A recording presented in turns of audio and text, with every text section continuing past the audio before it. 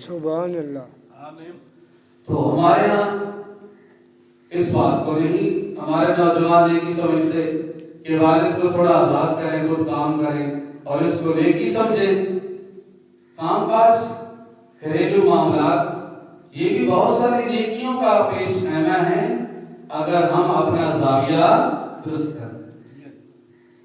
تو بوڑھے والدین کو کاموں میں جوتے رکھنا، خود موجے مارنا، اور اگر کسی کو توفیق ملی ہے پھر وہ اس کو نیکی نہ سمجھے، صرف نماز روزے کیا تک نیکی کو محدود کر رکھا ہے.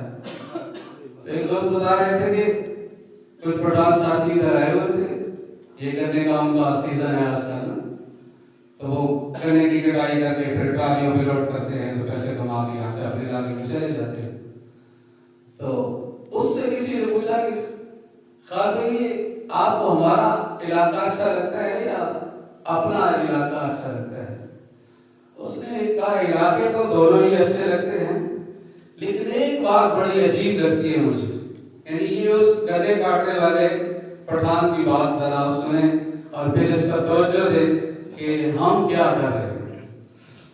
اس نے کہا کہ دو چیزوں کا بڑا فرق میں نے محسوس کیا ہے پنجاب میں اور اپنے علاقے میں. یہاں کا بوڑھا ذلیل ہے، یہاں کا بوڑھا ذلیل ہے، نوجوان موج میں ہے.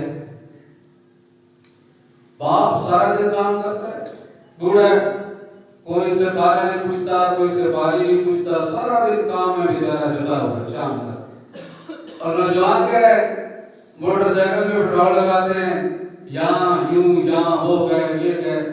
تو یہاں کا نوجوان بستی میں ہے اور بوڑھا ذلت میں. لیکن ہمارے علاقے میں اس سے برعکس ہے، معاملہ الٹ ہے. ہمارا بوڑھا آزاد ہے، نوجوان مصیبت میں. ہمارے یہاں نوجوان کماتے ہیں، بابا جی صرف گھر میں رہتے ہیں، گھر کی رکھوالی کرتے ہیں اور نماز پڑھتے ہیں، اس کے علاوہ بابا جی کو کوئی کام نہیں ہے.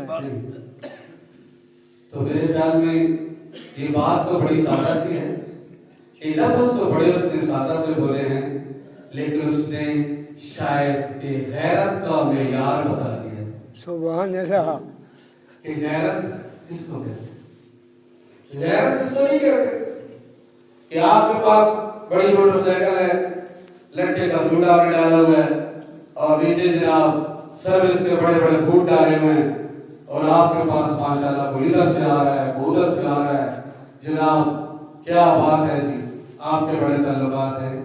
لیکن ابا جی صبح سے شام تک جانوروں کا کام کرتے ہیں اور دن سارا ان کا گوبر اٹھانے میں لگ جاتا ہے اور آپ بیٹھک کی زینت بن کر بیٹھے ہوئے ہیں. تو میرے خیال میں خان صاحب نے